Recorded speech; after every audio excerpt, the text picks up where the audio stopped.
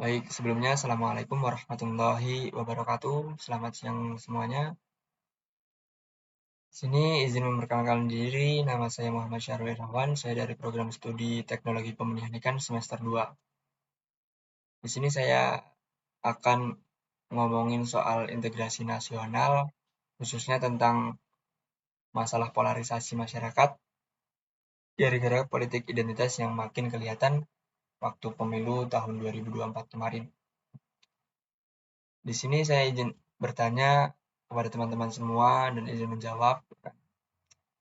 Apa sih integrasi nasional itu? Mungkin dari sebagian teman-teman berpikir, oh iya sih, kenapa sih ada kalimat integrasi nasional di Indonesia ini? Kenapa sih? Gitu kan. Jadi integrasi nasional itu intinya adalah usaha buat menyatukan semua perbedaan yang ada di Indonesia. Gitu. Jadi perbedaan apapun yang ada di Indonesia itu disatukan. Mulai dari suku, agama, ras, sampai budaya. Itu dijadikan jadi satu semua. Supaya kita tetap jadi satu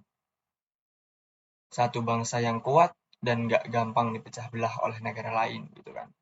Kita tahu sendiri kan, Indonesia itu negara yang super beragam.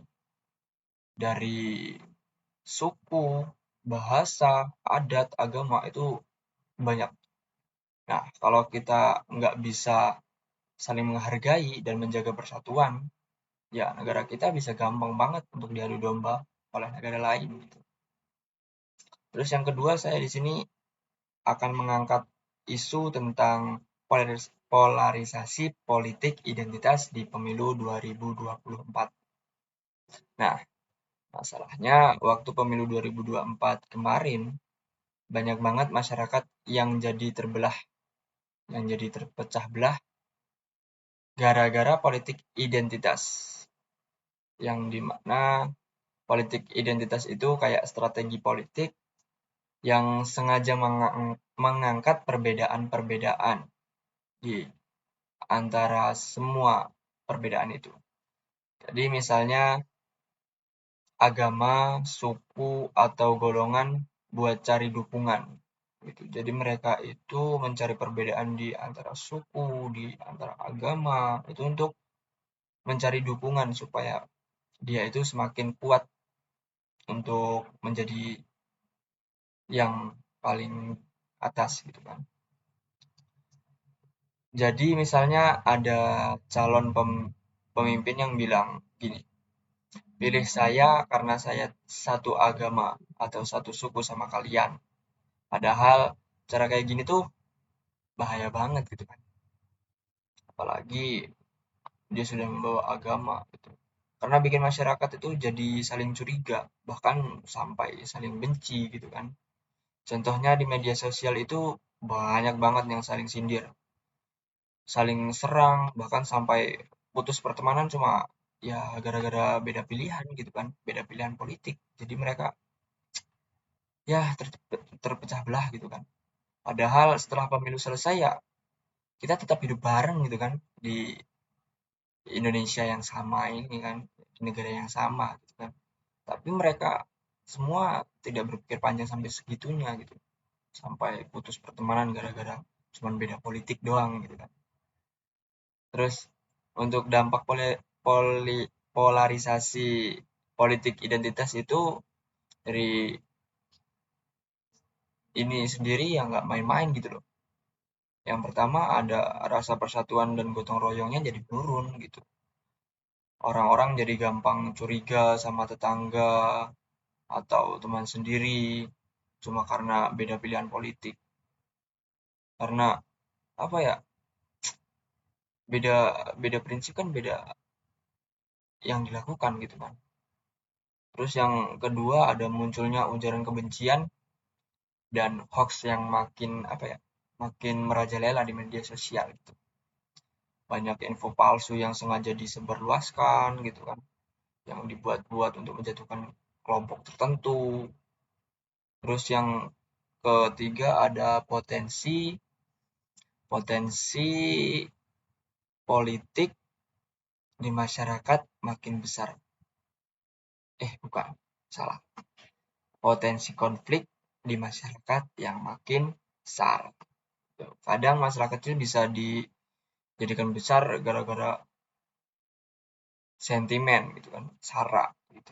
Jadi mereka membesar-besarkan masalah yang sebenarnya cukup kecil untuk diselesaikan dengan kekeluargaan gitu. Terus yang selanjutnya, kenapa ini bahaya gitu kan? Polarisasi apa? Perbedaan pendapat itu kenapa berbahaya?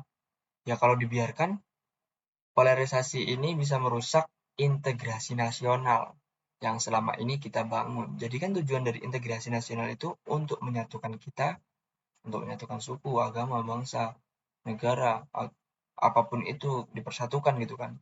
Jadi kalau tidak dijalankan ya bertolak ukur gitu kan, bertolak belakang dengan tujuan ini. Bayangin aja kalau masyarakat terus-terusan terpecah gitu kan.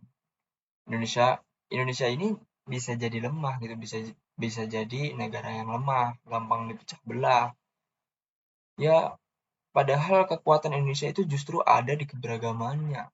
Karena saking banyaknya keberagaman suku, agama, budaya tadi, harusnya kita semakin kuat, bukan semakin gampang atau mudah untuk dipecah belah. Terus, peran kita sebagai mahasiswa dan generasi muda, menurut saya nih ya, saya sebagai mahasiswa dan generasi muda, kita punya peran. Perannya sangat penting, karena kita kan sudah mahal, yang dimana tingkatan paling tertinggi lah dari semua elemen pelajar gitu kan, untuk menjaga integrasi nasional ini gitu. Caranya gimana ya? Mulai dari nggak gampang terprovokasi, dari isu-isu sara itu sendiri ya kan yang ada di media sosial, karena media sosial ini kalau tidak dipergunakan dengan baik ya kita akan terjerumus ke dalamnya gitu kan. Jadi kita harus bijak dalam menggunakan media sosial kita agar kita tidak mudah terprovokasi, tidak mudah untuk dikompor-kompori gitu kan, agar kita tidak terpecah belah satu dengan yang lain gitu kan. Kemudian saring dulu informasi sebelum share ke orang lain gitu kan. Jadi sebelum kita menginformasikan informasi yang kita dapat dengan jelas, kita harus menyaring informasi tersebut agar tidak menjadi apa ya? Tidak menjadi sebuah kesalahan yang sangat fatal. Karena kan integrasi nasional itu menyatukan, bukan memutuskan gitu. Terus hargai perbedaan dan tetap jaga persahabatan walaupun beda pilihan politik. Jadi walaupun kita beda pilihan politik, pasti kan teman-teman sendiri berbeda pendapat dengan teman-teman kalian gitu kan. Ya saya juga pasti punya perbedaan dengan teman-teman semua. Jadi ya kita harus saling menghargai perbedaan tersebut agar kita tidak terpecah belah. Terus sebarkan pesan-pesan positif tentang persatuan dan toleransi. Jadi di sini kita sebagai mahasiswa itu harus apa ya? Harus saling toleransi lah tentang persatuan gitu kan, agar kita tidak mudah untuk digoyahkan gitu. Negara kita harus tetap kuat, tidak harus tidak tidak boleh menjadi negara yang lemah. Padahal kita ini mempunyai suku, keberagaman suku, agama, budaya dan itu pun beragam gitu kan. Jadi kita tidak boleh lemah menjadi negara. Nah, sebagai penutup, saya mau bilang sebagai warga negara dan mahasiswa, saya akan berusaha untuk selalu menjaga persatuan, menghargai perbedaan, dan tidak mudah terprovokasi oleh isu yang bisa memecah belah bangsa. Saya percaya dengan integrasi nasional yang kuat, Indonesia bisa jadi negara yang damai dan maju. Baik, sekian dari saya. Terima kasih. Saya akhiri. Wassalamualaikum warahmatullahi wabarakatuh.